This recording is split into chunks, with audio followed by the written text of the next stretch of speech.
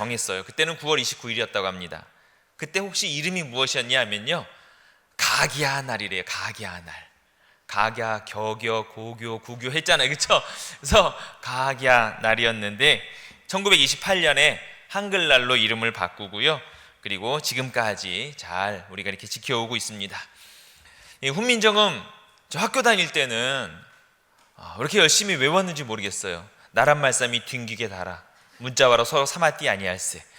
어린 백성이 니르고자 홀빼이셔도 제 뜻을 실어 표지 못할 놈이 아니라.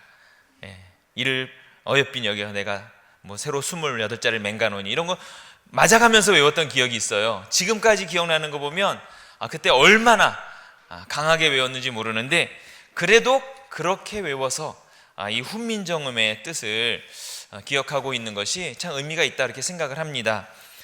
이 훈민정음은 세종대왕의 어떤 그 깊은 뜻, 의의를 우리가 생각하게 되는데, 훈민정음 창제의 의의가 어디 있느냐? 백성을 향한 세종대왕의 어떤 긍휼한 마음, 거기에서 시작되지 않는가 생각합니다.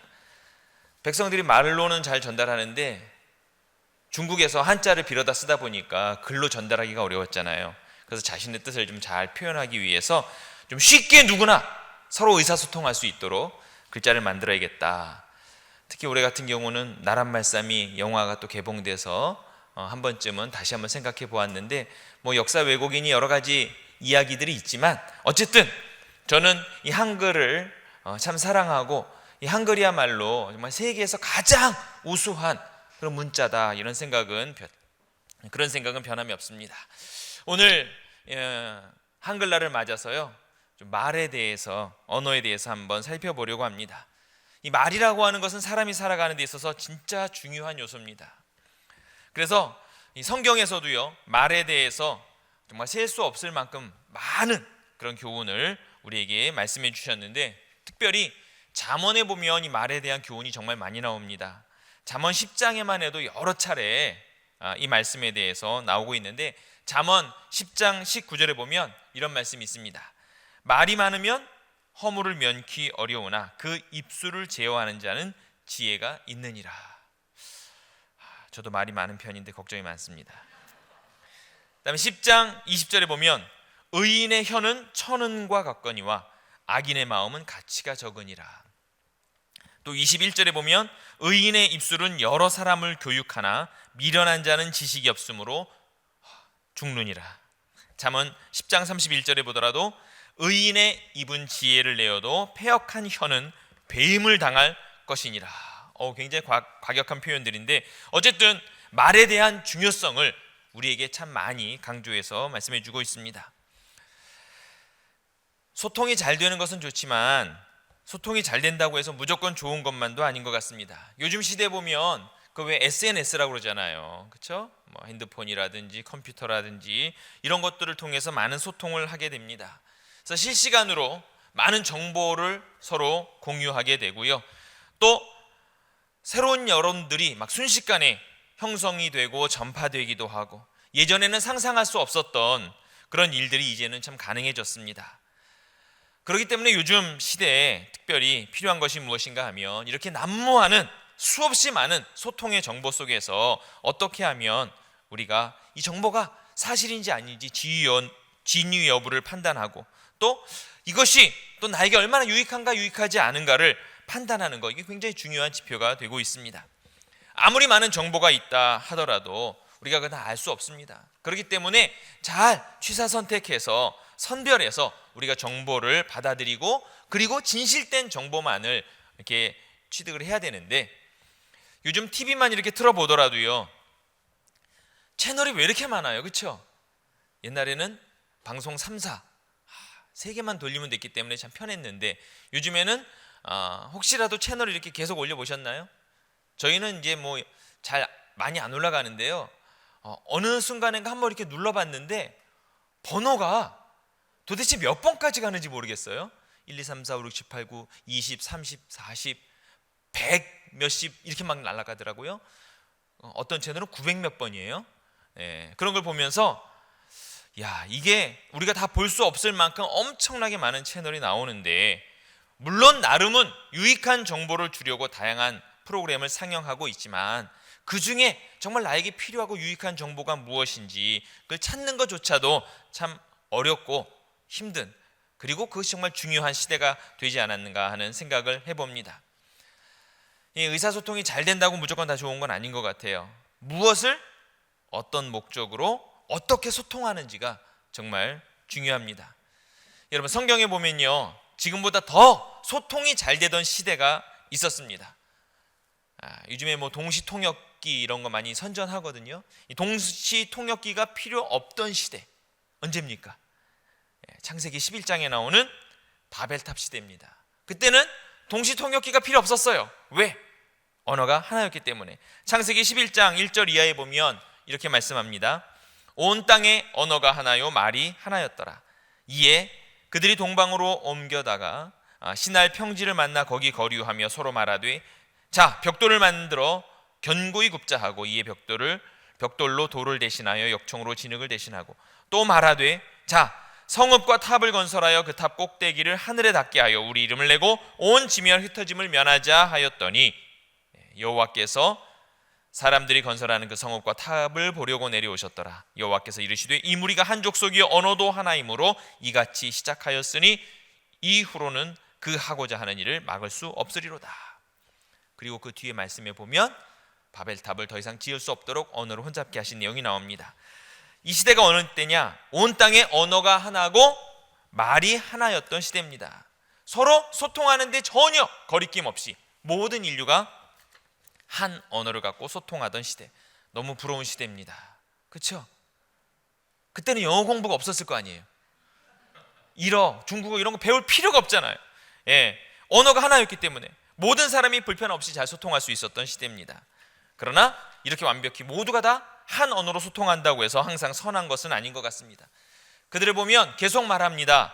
3절에도 서로 말하되, 4절에도 또 말하되, 그 말의 내용이 무엇이냐? 그것이 문제인데 3절 4절에 보니까 벽돌을 만들어 견고히 굽자 하고, 이에 벽돌로 돌을 대신하며 역청으로 진흙을 대신하고 성읍과 탑을 건설하여 그 탑 꼭대기를 하늘에 닿게 하여 우리 이름을 내고 온 지면에 흩어짐을 면하자. 결국에 잘 소통할 수 있었던 도구, 언어는 완벽하였지만 그들이 소리 모아서 한 일이 무엇이냐 하면 하나님의 자리를 넘보는 교만함을 이루기 위한 것이었습니다. 결국 어떤 결과가 나타났느냐? 오늘 읽은 본문에 지금 읽었던 창세기 11장 5절 6절에 보면, 여호와께서 사람들이 건설하는 그 성읍과 탑을 보려고 내려오셨더라. 여호와께서 이르시되, 이 무리가 한 족속이요 언어도 하나이므로 이같이 시작하였으니 이제 후로는 그 하고자 하는 일을 막을 수 없으리로다. 말씀대로라면 인류가 한 족속이고 언어가 하나라서 바벨탑을 쌓기 시작하였고, 이후로는 막을 수 없을 것 같았기 때문에 어떻게 그 속에 가지고 있는 하나님을 대적하고 있는 이 속성들, 그 일을 계속 이루지 못하도록 하신 방법이 있는데, 그것이 7절에서부터 9절까지 나오는 내용입니다.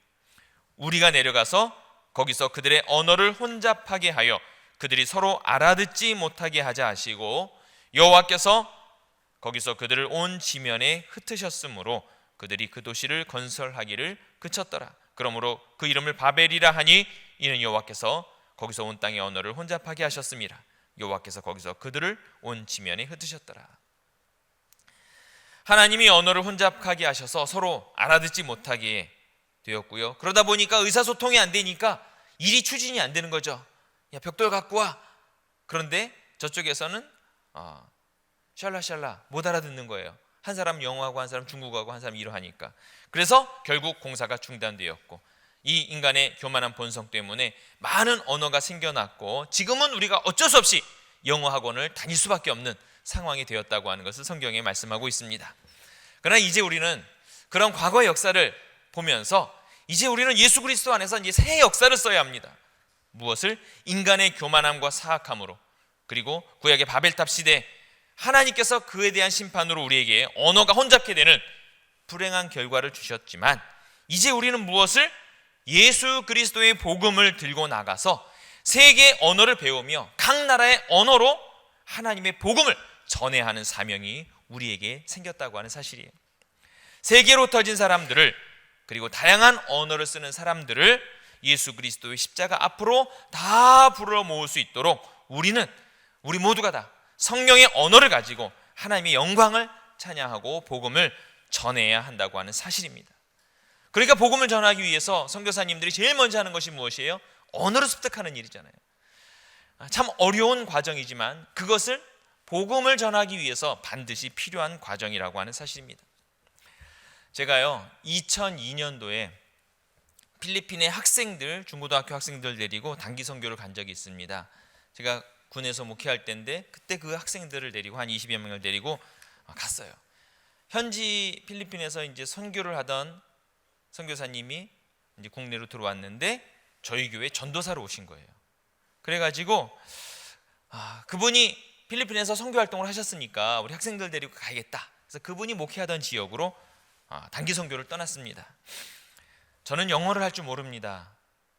굿모닝과 땡큐, 오케이, 쏘리, excuse me, 네, 여기까지가 제가 할 수 있는 단어들입니다. 근데 이제 이 선교사님이 필리핀에서 오래 살았어요. 그렇기 때문에 영어를 아주 능숙하게 너무 잘합니다. 심지어 필리핀 언어, 고유 언어 뭔지 아십니까? 따갈로그라는 언어가 있어요. 따갈로그도 아주 유창하게 해요. 그래서 걱정 없이 단기 선교를 갔습니다. 이제 저녁에 집회는 이제 그때는 제가 담임 목사니까 이제 말씀을 전하라고 해서 제가 잘 준비를 했습니다. 낮에 동네를 다니면서 이 아이들을 막 이제 전도를 하는 거죠. 오늘 밤에 교회로 와라. 사탕도 나눠주고 뭐 공책도 나눠주고 막 해서 동네를 싹 돌아갔고 풍선과 장난감으로 아이들 초대를 다 합니다. 저녁 집회에 아이들이 모였는데 뭐 한 교회 그렇게 크지 않은 교회인데 한 20여 평 꽉 찼어요. 저 뒤에는 어른들도 있고 창밖에 막 아이들이 창밖에서도 쳐다보고 이제 집회를 시작하면 됩니다. 당연히 저는 한국말로 원고를 준비해 갔습니다. 왜? 통역이 있기 때문에. 제가 한국말로 하면 이 전도사님이 영어로 통역을 해줘요. 그러면 이제 어른들은 영어를 좀 알아들어요. 근데 아이들은 영어를 잘 못하거든요. 그러면 따갈로그를 잘 하긴 하지만 그래도 아이들이 좀 알아들으려면 유창하게 해야 되니까 그 옆에 그 교회 집사님이 또 통역을 하시는 거예요. 이분은 영어를 따갈로그로. 그러니까는요 이게 통역이 3단계 통역입니다. 한국말 그 한마디 하면 그 옆에서 영어로 하고 그 영어를 하면 그 옆에서 따갈로그로 하는 거예요. 자, 이제 집회를 시작해야 됩니다. 3단계 통역 완벽히 잘 준비가 됐습니다. 이제 찬양을 좀 이제 하면서 시작을 하려고 하는데 문제가 생겼습니다. 뭐냐면 우리 선교 팀원 중에 하나가 학생 중에 하나가요. 낮부터 몸이 좀 안 좋았거든요. 근데 이제 집회를 하려고 하는데 갑자기 얘가 막 고열이 나는 거예요. 빨리 병원을 데려가야 될 것 같아. 자, 이 상황에서 누가 병원을 데려갈 수 있을까요? 이 상황에서 병원으로 데려갈 수 있는 사람은 한 명밖에 없는 거예요. 누구? 예, 이 선교사님으로 활동하시던 우리 교회 전도사님이 그 차도 있고 다 있어요. 현지에서 언어가 통하는 분은 이분 하나예요. 그러니까 이분이 당장 열나는 아이를 차에다 싣고 가버리셨어요.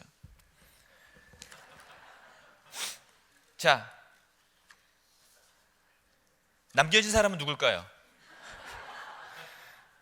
저만 남았습니다. 그리고 우리 학생들, 그리고 영어를 따갈로그로 번역할 통역사, 한국말 말고요. 그리고 많은 필리핀 아이들, 그 초롱초롱한 눈빛을 지금도 결코 잊을 수가 없습니다. 일단은 강단에 섰습니다. 왜? 어떻게 할 수가 없잖아요. 앞이 깜깜합니다. 찬송이 막 떠올라요. 예수로 나의 구주 삼고 성령과 피로써 거듭나니. 그 3절 아십니까? 이 다음 구절, 세상과 나는 간 곳 없고 구속한 주만 보이도다. 세상과 나는 간 곳 없고 나는 누구인고 여기는 어디인가. 그러지 않아도 더운 필리핀에서 뒤에서는 막 식은땀이 줄줄줄 납니다. 자, 이때는 어떻게 해야 됩니까? 방법을 좀 알려주세요. 일단 우리가 찬양을 준비를 해갔어요. 그러니까 찬양을 불렀습니다.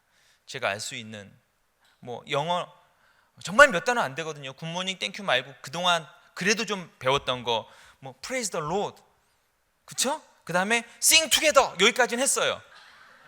그러고 나서 찬양을 불렀습니다. 왜? 찬양은 준비되어 있으니까. 그리고 그쪽 필리핀 아이들이 부르는 찬양과 우리가 같은 멜로디인데 가사가 다르잖아요. 그래서 같이 부를 수 있는 찬양을 리스트를 쫙 뽑아갖고 준비해 갔거든요. 찬양을 열심히 불렀습니다. 왜? 일단은 찬양으로 뜨겁게, 제가 할 수 있는 건 그거밖에 없으니까. 저는 한국말로 열심히 찬양하면요, 필리핀 아이들은 똑같은 곡인데 따가로그로 찬양을 해요. 얼마나 막 뜨거운지 몰라요. 찬양을 부르면서요, 저도 얼마나 은혜를 받았는지 모릅니다. 그래서 준비해간 레파토리를 처음부터 끝까지 계속 불렀습니다. 근데 한 번을 다 불렀어요. 근데 그 정도 하면 오실 줄 알았는데 안 오시는 거예요. 그래서 준비해간 레파토리를 2번을 반복했어요. 그래도 안 와. 3번을 반복했습니다. 그래도 안 와. 아무리 기다려도 안 옵니다. 정말 옷이 다 젖었어요. 찬양을 너무 열심히 불러갖고. 내가 할 수 있는 건 그거밖에 없었어. 그러나 끝까지 전도사님은 오시지 않았어요. 근데 놀랍게 전도사님은 안 왔는데 다른 분이 오셨어요. 누가 오셨는지 아는 분? 성령님께서 오셨어요. 웃지 마십시오. 심각합니다. 저는 잘 기억이 나지 않습니다. 무슨 말을 했는지 모르는데 하나님께서 하셨어요. 길다면 길고 짧다면 짧은데 어쨌든 원고로 적어갔는데 한국말로, 어쨌든 간에 중요한 건 제가 말씀도 다 선포했어요. 나중에 다 끝나고 전도사님이 오셨어요. 그러면서 저보고 어떻게 이 긴 시간을, 그분의 용어로 하면 어떻게 이렇게 잘 때웠냐고 저한테 말씀을 하셨습니다. 지금 생각해보면 성령님께서 저하고 이 통역하는 그 집사님 사이에서 놀라운 일을 하신 것 같아요. 제가 영어를 제대로 할 줄 모르니까 그냥 정말 말도 안 되는 이야기를 했을 것 같아요. 기억은 나지 않습니다. 근데 저는 대충 말해도 이분은 대충 무슨 말을 하려는지 아시는 것 같아. 그러니까는요, 마음이 통하니까 이분은 무슨 말 하는지 모르지만 따가로그로 애들한테 열심히 설교를 통역을 하셔요. 그럼 아이들이 받고 은혜를 받더라고요. 제가 한 말하고 통역한 말이 일치하는지는 모르겠어요. 그러나 중요한 것은 저는 대충 말했고 대충 통역을 했는데 성령께서 역사하셔서 많은 아이들이 은혜를 받더라는 거예요. 성령님께서는 그 대충 속에서도 역사하셨다는 사실이. 복음은 하나니까, 말씀은 하나니까 개떡같이 말해도 찰떡같이 알아듣는다는데, 성령께서 개떡을 찰떡으로 변화시키는 놀라운 기적을 그날 밤 저에게 보여주셨거든요. 오로지 복음에 대한 열정만 있다면 주님께서 이 통역의 놀라운 은혜를 주신다고 하는 사실입니다. 여러분, 이번 새생명 축제에 이런 기적들이 일어날 수 있기를 기대합니다. 여러분이 하신 말은 뭡니까? 여러분 한국말로 하시면 돼요. 영어로 하실 필요 없잖아요. 그렇죠? 여러분이 하신 말은 뭐예요? 너무 안타까워. 그것만 하시면 되잖아요. 너무 안타까워.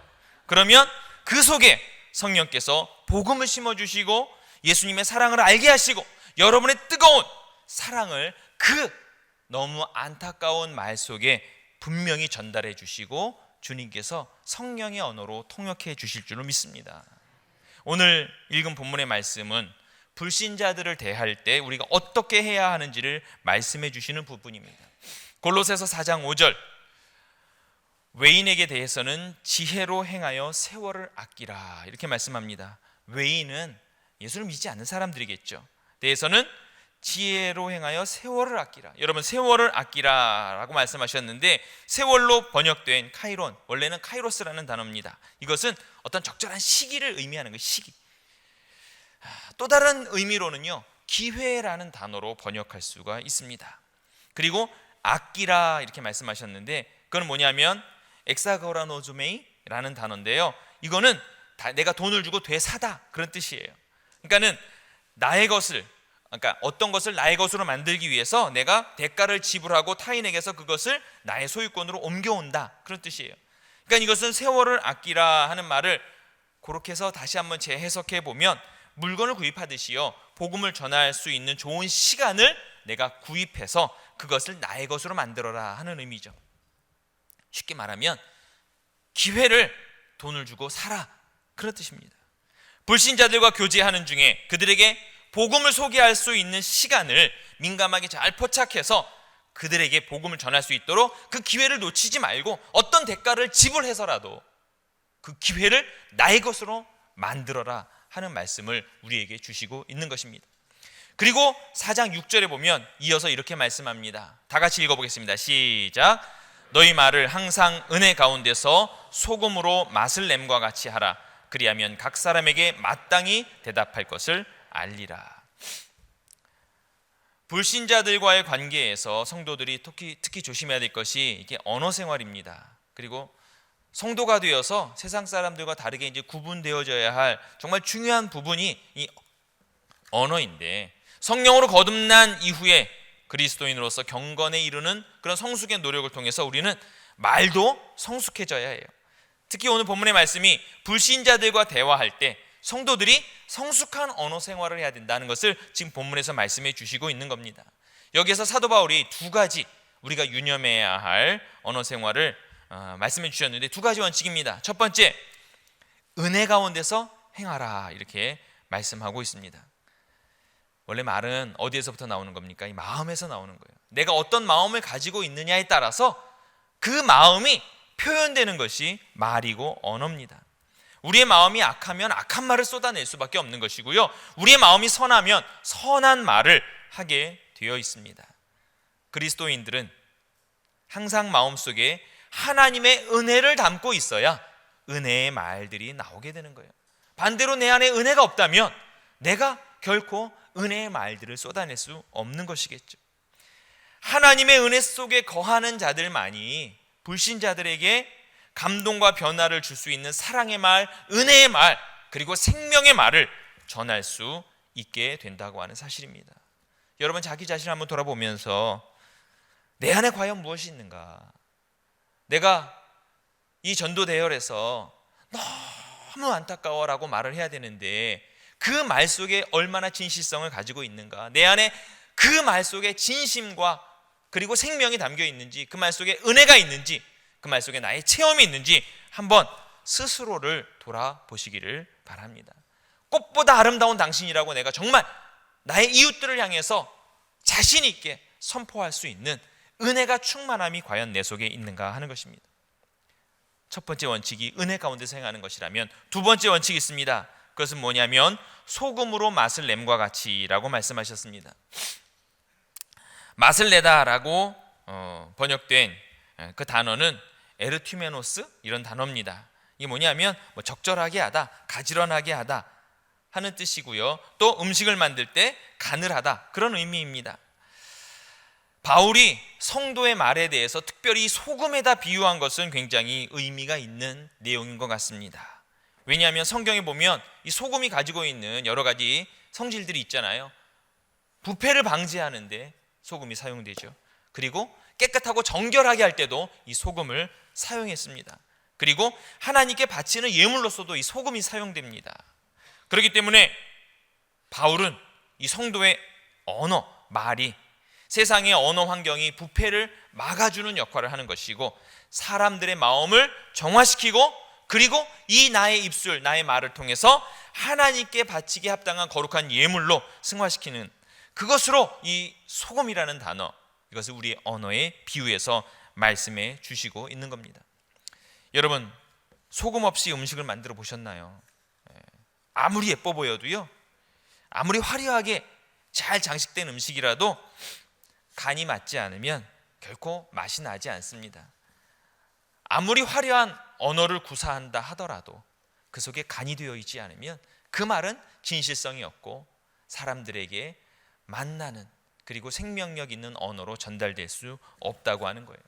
그런 의미로 볼 때 사도 바울의 이 기막힌 표현, 소금으로 맛을 내듯이 우리에게 말하라 하는 것은 참 정말 하나님께서 주신 놀라운 지혜의 표현이 아닌가 하는 그런 생각을 해봅니다.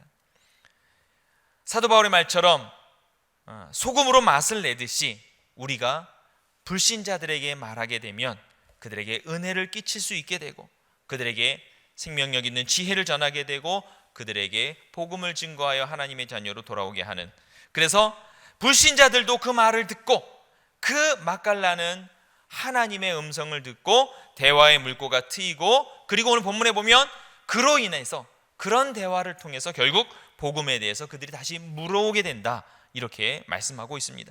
그리하면 우리가 소금으로 맛을 내듯이 그런 언어를 가지고 불신자들을 대하면 각 사람에게 마땅히 대답할 것을 알리라.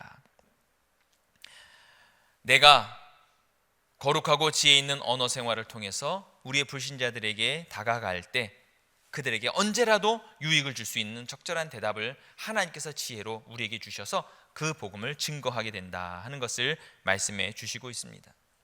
은혜 안에서 소금으로 맛을 내듯이 그렇게 말하는 성도들에게는 항상 복음을 전할 기회가 오게 되고요, 그리고 그 말씀 속에서 불신자들의 마음을 움직이는 말이 나오게 된다고 하는 사실입니다.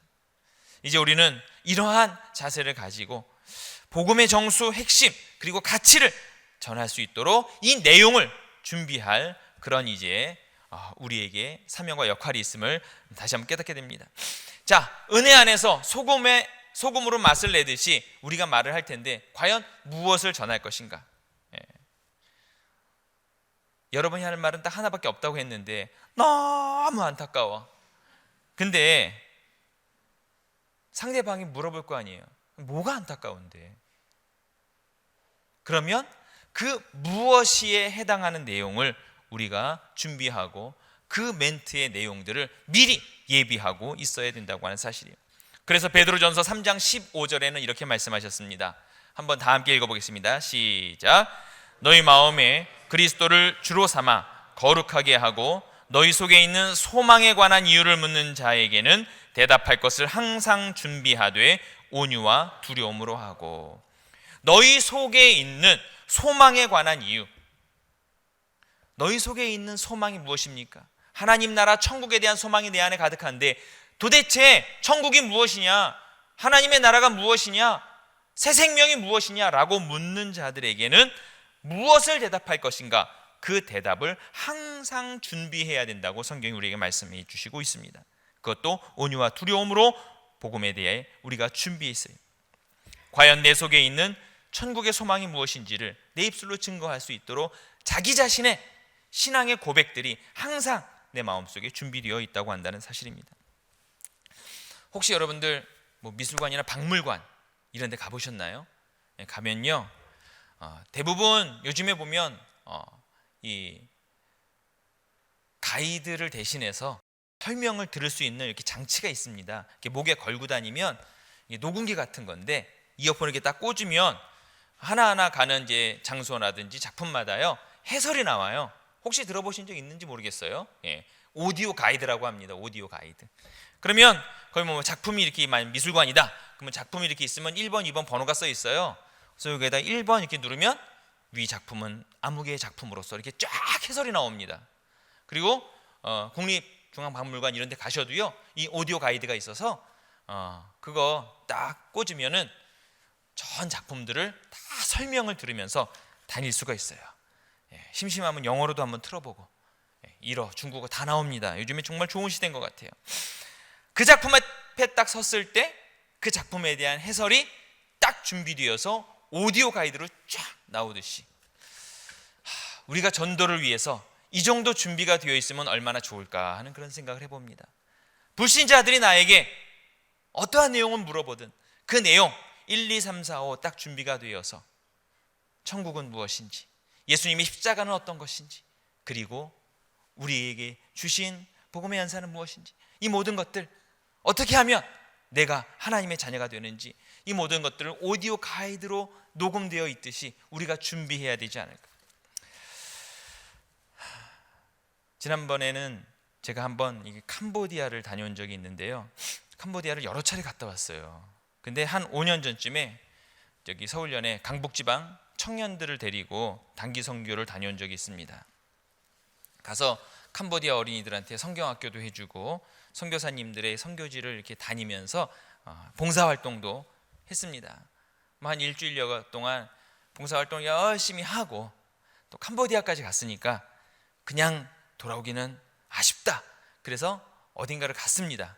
관광지를 딱 한 군데 갔어요. 어딜까요? 캄보디아에 갔으니까 앙코르와트에 갔습니다. 앙코르와트. 좋은 말로 하면 이 캄보디아의 문화와 역사를 알아야 복음을 전할 수 있기 때문에요. 이 문화와 역사를 알기 위해서 앙코르와트를 갔습니다. 근데 갔는데 이게 단기 선교팀이다 보니까요, 비용을 최소한으로 쓰려고요, 차도 쓰던 봉고차 이렇게 빌리고요, 그리고 그냥 갈 수는 없기 때문에 거기를 가이드와 항상 대동을 해야 됩니다. 가이드를 불렀는데 현지인 영어 가이드를 불렀습니다. 현지, 그러니까 캄보디아 사람으로 영어를 말하는 가이드를 불렀어요. 이유가 있습니다. 왜냐하면요, 한국 가이드를 부르면 너무 편하고 좋잖아요. 근데 한국 가이드하고 캄보디아인 가이드하고요, 비용 차이가 어마어마하게 납니다. 적게는 5분의 1, 많게는 한 10분의 1 정도 차이가 나요. 한국 가이드는 10배로 비싸요. 그러니까 돈을 좀 아끼려고, 청년들이니까, 그쵸, 다 배운 사람들이잖아요. 영어 이 정도쯤은 알아듣겠지 하고 이제 영어 가이드를 불렀습니다. 근데 그래도 아무래도 통역은 있어야 된다. 그래서 이 선교팀을 이끌고 갔던 목사님 여러분하고 이제 전도사님도 계셨는데, 그 중에 한 전도사님이 단독 목회를 이제 한국에 오셔서 하는데 필리핀에서 오랫동안 선교 활동을 하셨어요. 그래서 영어를 아주 유창하게 잘한답니다. 아무 걱정 없이 우리는 그분에게 통역을 맡겼습니다. 본인이 그 정도는 얼마든지 할 수 있다. 그래서 통역을 하기로 하고, 그리고 이제 영어를 말하는 캄보디아인 가이드를 불렀습니다. 이분이 딱 차에 올라타고요, 이제 앙코르와트 입구까지 가면서 설명을 하기 시작했습니다. 캄보디아의 역사, 그리고 앙코르와트는 어떤 것인지, 앙코르와트에 세워진 그런 어떤 배경들, 역사들을 쭉 설명을 하기 시작을 했어요. 그러니까 필리핀에서 오랫동안 선교 활동을 하셨던, 영어를 잘 하시는 이 선교사님 출신의 우리 전도사님이 통역을 해주셔야 되잖아요. 근데 이 캄보디아 가이드가 설명을 하기 시작한 지 몇 분이 안 됐습니다. 몇 분이 안 됐는데 한 2번, 3번 이렇게 듣고 이제 통역을 시도하다가 금방 손을 들더라고요. 자기는 통역을 도저히 못하겠다, 알아들을 수가 없다. 그러면 도대체 어떻게 합니까? 그 친구가 못 알아들으면 나머지 청년들은 아무도 못 알아듣는 거예요. 그렇죠? 저는 아시다시피 굿모닝, 땡큐, sorry, excuse me, 여기까지 저의 영어 실력이거든요. 통역을 포기했습니다. 근데 사실 내용은 이런 겁니다. 이분이 차에 타고 설명을 시작할 때 이런 내용입니다. 앙코르와트는 앙코르 왕조의 전성기를 이룬 수리아 바르만 2세가 바라문교의 주신이 하나인 비슈누와 하비라를 위해서 건립한 바라문교의 사원입니다. 이런 내용이에요. 한국말로 들어도 어렵죠? 예? 그걸 영어로 들으면 얼마나 어렵겠어요. 근데 그 영어가 캄보디아식 영어예요. 미국 사람이 말하는 거랑 완전히 틀립니다. 발음도 정말 이상해요. 한국말로 들어도 어려운 내용인데, 그러니까는 통역을 포기했는데 제가 뒤에서 그렇게 얘기했습니다. 12세기 수리아 바르만 2세가 지었다고 하네요. 힌두교의 유지의 신 비슈누를 기리기 위해서 앙코르와트를 지었어요. 무슨 내용인지 아시겠습니까, 여러분? 제가 하려는 말을, 저는 앙코르와트를 이미 3번 다녀왔어요. 그리고 나서 또 간 거예요. 한국인 가이드의 친절한 설명을 여러 번 들었습니다. 그러니까 저는 이미 내용을 알고 있고, 앙코르와트 책으로도 제가 공부를 되게 많이 했거든요. 처음에 이제 여행을 가기 위해서. 그리고 학교에서는요, 제가 종교를 가르치거든요. 기독교만 가르치지 않고요, 세계의 여러 종교를 가르치니까 힌두교에 대해서도 가르쳐요. 그러니까 힌두교의 역사 또는 여러 신들의 이름, 그리고 기본적인 것들, 제가 내용을 다 알고 있어요. 그러다 보니까 그냥 이 가이드가 무슨 말을 할 것 같은지를 아는 거예요. 중간에 한 단어만 알면, 한 단어만 딱 들으면 이건 무슨 내용이다, 내용으로 아는 거죠. 남들이 보기에는 엄청나게 영어를 잘하는 사람처럼 보였을 겁니다. 저는 사실 가이드가 무슨 말을 하는지 안 들어도 그 스팟에 가면 무슨 내용을 말할지 알기 때문에요, 그냥 오디오 가이드를 외운 것처럼요 설명을 쫙 해줬습니다. 가이드가 한마디 하면 전 5마디를 했어요. 그러니까 통역이 아니죠. 이거는 그냥 알고 있는 내용을 말한 겁니다. 대충 가이드가 말하는 거 그냥 몇 단어, 이런 내용이겠지. 그리고 이 장소에 오면 반드시 그 설명을 하니까 저는 동시 통역이 가능한 엄청난 능력자로 청년들에게 인식이 되었습니다.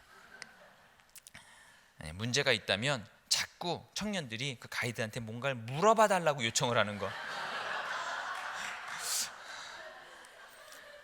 그거는 못 하겠더라고요. 근데 대부분 그 친구들이 물어보는 걸 제가 가이드한테 물어보지 않아도 대답할 수 있는 내용이에요.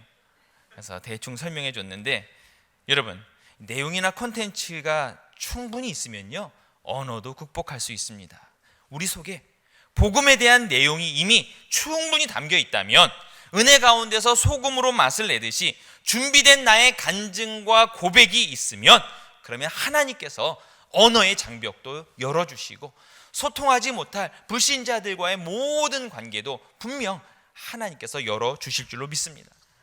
그렇기 때문에 우리가 기도해야 할 것이 있습니다. 골로새서 4장, 우리가 3절 4절, 아까 읽은 본문의 말씀 바로 위입니다. 한번 그 말씀을 읽어볼 텐데 다 같이 읽어보겠습니다. 시작. 또한 우리를 위하여 기도하되 하나님이 전도할 문을 우리에게 열어주사 그리스도의 비밀을 말하게 하시기를 구하라. 내가 이 일 때문에 매임을 당하였노라. 그리하면 내가 마땅히 할 말로써 이 비밀을 나타내리라. 우리가 기도해야 될 것은 무엇이냐? 전도의 문을 열어주시고 그리스도의 비밀을 말하는 입술이 되게 하옵소서. 바로 이것이 우리의 고백이 되어야 하고, 우리의 입술을 통해서 하나님의 비밀을 증거하고 나의 영적인 경험들, 간증들을 고백할 수 있어야 된다고 하는 사실입니다. 이것은 내가 하는 것이 아닙니다. 내 안에 성령의 충만함이 있다면 성령께서 그 일을 하실 거예요. 고린도전서 2장 13절입니다. 함께 읽어보겠습니다. 고린도전서 2장 13절 시작. 우리가 이것을 말하거니와 사람의 지혜가 가르친 말로 아니하고 오직 성령께서 가르치신 것으로 하니 영적인 일은 영적인 것으로 분별하느니라. 내가 복음을 전하는 것은 내가 내 입술로 하는 것이 아니라 내 안에 은혜가 충만하고 내 안에 복음에 대한 메시지가 분명히 있고 소금으로 맛을 내듯이 지혜로운 언어를 가지고 다가가면 이것이 사람의 지혜가 아니라 성령께서 가르치신 것으로 영적인 것을 분별할 수 있는 영적인 능력을 주사 하나님께서 그 일을 하신다고 하는 사실입니다. 여러분, 새생명 축제 나가서 복음을 전하는 것이 두렵고 떨리잖아요. 그 때때로는 힘들고 내가 어떻게 할 수 있을까 고민이 되잖아요. 그때 이 말씀을 의지할 수 있기를 바랍니다. 사람의 지혜가 가르치는 말로 하는 것이 아니라 오직 성령께서 가르치신 것으로 영적인 일은 영적인 것으로 분별할 수 있도록 우리가 은혜 가운데서 소금으로 맛을 내듯이 조금 더 지혜롭게 다가가고, 그리고 세월을 아끼라는 말씀처럼 기회가 오기를 그냥 기다리는 것이 아니라 내가 대가를 지불하고서라도 나에게 기회가 오도록 그 기회를 만들어서 우리가 복음을 증거해야 한다고 하는 사실입니다. 여러분, 우리가 함께 기도했으면 좋겠어요. 성령의 능력을 힘입어 성령의 말을 하게 하옵소서. 나는 두렵고 떨립니다. 남들 앞에서 말하기 부끄럽고 용기도 없습니다. 마언이 배우지도 않았고 유창하게 말할 자신도 없습니다. 그러나 성령께서 가르쳐 주옵소서. 영적인 것을 말하게 하옵소서. 성령께서 나의 통역사가 되어 주옵소서. 내가 개떡같이 말해도 성령께서 통역해 주셔서 듣는 이의 마음속에 찰떡같이 받아들여지고 그것이 생명의 능력 있는 말로 증거되게 하옵소서. 이번 새생명 축제에 여러분의 입술을 성령께서 열어주시기를 원합니다. 은혜 가운데서 소금으로 맛을 내듯이 천국의 소망의 비밀을 증거하고 영적인 진리를 선포하고 새생명을 주님께로 인도하는, 그래서 출산의 기쁨을 맛볼 수 있는 우리 모두가 될 수 있기를 간절히 축원합니다. 우리 함께 찬송하시겠습니다. 찬송 부르실 텐데 518장 함께 찬송 부르시고요, 함께 기도하셨으면 좋겠어요.